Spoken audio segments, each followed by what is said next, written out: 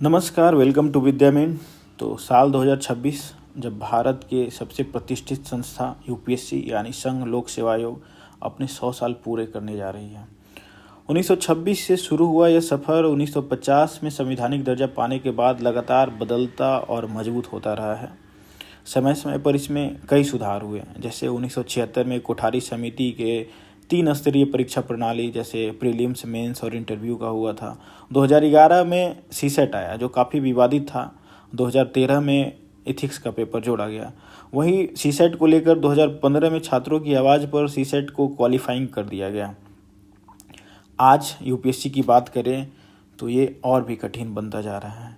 ये खास करके उन छात्रों के लिए जो हिंदी से हैं और ह्यूमैनिटीज़ से आते हैं, क्योंकि आप 2023, 2024 और 2025 के सीसेट पेपर को उठाएंगे और रिजल्ट को एनालिसिस करेंगे तो आपको पता चलेगा कि ये छात्र जो ह्यूमैनिटीज़ के हैं वो जीएस से ज़्यादा सीसेट में फेल हुए हैं। और जीएस में पास कर जाना और सीसेट में फेल कर जाना ये अपने आप में बहुत बड़ा दुखदाई होता है। इन सब के बावजूद प्रशासनिक सेवा के एक जाने माने हस्ती संजीव चोपड़ा, जो लाबसना के डायरेक्टर भी रह चुके हैं और उनकी रिकमेंडेशन पे काफ़ी प्रशासनिक सुधार हुए भी हैं पहले।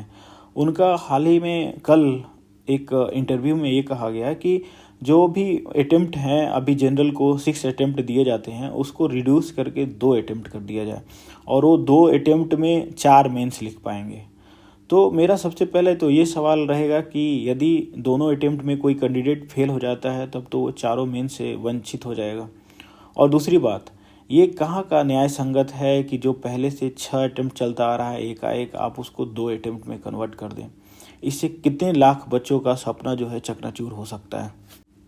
और यूपीएससी का सफ़र तो हमेशा समान अवसर देने की दिशा में रही है, लेकिन अगर मौके ही कम कर दिए जाए तो उन लाखों छात्रों का सपना का क्या होगा जो गांव कस्बों से आर्थिक संघर्षों से निकल कर तैयारी कर रहे होते हैं। और वो जो आर्थिक संघर्षों से कर रहे होते हैं उनके लिए 1 अटेम्प्ट 2 अटेम्प्ट तो एक्सपेरिमेंट जैसा होता है। वैसा नहीं है कि सब लोग प्रिविलेज है और सब लोग फर्स्ट अटेम्प्ट में ही क्वालिफाई कर लेते हैं। कुछ लोग ऐसे होते हैं, कुछ लोग का ये सफ़र लंबा हो जाता है। सुधार ज़रूरी है, लेकिन सुधार ऐसे होने चाहिए जो भविष्य गढ़े, ना कि छात्रों से उसके भविष्य को छीन ही ले। तो आज यूपीएससी के 100वें साल में प्रवेश करने पे डीडी न्यूज़ पे यूपीएससी के अध्यक्ष साहब जो हैं वो लाइव आएंगे और छात्रों से डिस्कस करेंगे।